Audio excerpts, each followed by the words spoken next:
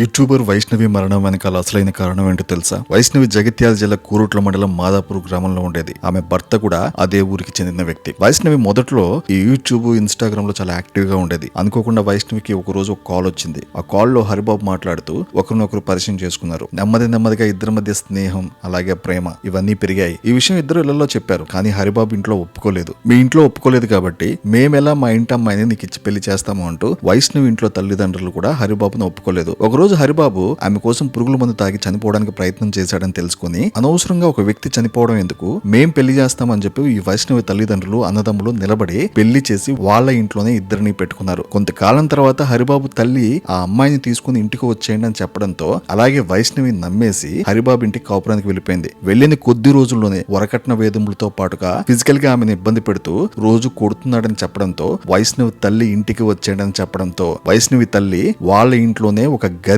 వాళ్ళిద్దరికి ఇచ్చి వాళ్ళ ఇంట్లోనే ఒక రూమ్ లో పెట్టుకుంది. హరిబాబు ఒక హాస్పిటల్లో కాంపౌండర్ గా పనిచేస్తూ ఉన్నాడు.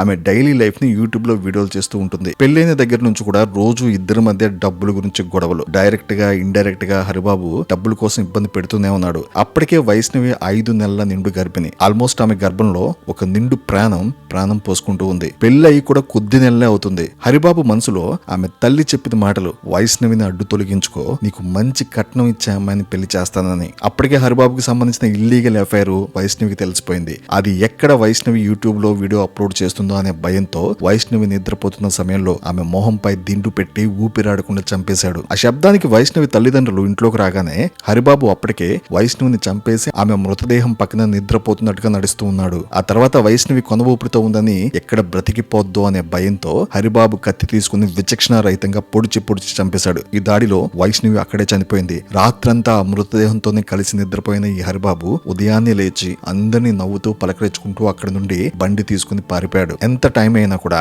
వైష్ణవి నిద్ర లేకపోవడంతో ఆమె తల్లిదండ్రులకు అనుమానం వచ్చి ఆమె గదిలోకి వెళ్లి చూడగా ఆమె తల్లి ఒక్కసారిగా భయపడిపోయి తల్లడిల్లిపోయింది. పరారీలో ఉన్న ఈ హరిబాబుని పోలీసులు వెంబడించి మరి పట్టుకున్నారు. చిన్న గొడవలు కూడా ఆవేశం పెరిగితే ఎంత పెద్ద విషాదాలకు దారి తీస్తాయో కదా. ఎంత పెద్ద ఆవేశం కలిగిన సాటి మనిషిని అలా చేయడం సరైంది కాదు. నీకు నచ్చకపోతే వదిలే, ఇష్టం లేకపోతే మాట్లాడడం మానే, చూడలేకపోతే కళ్ళు మూసేసుకో. ఇలాంటి నీచానికి ఉడికెట్టిన ఈ వ్యక్తికి ఇలాంటి శిక్ష వేయాలా? మీ అభిప్రాయాలు కామెంట్ రూపంలో తెలియజేయండి.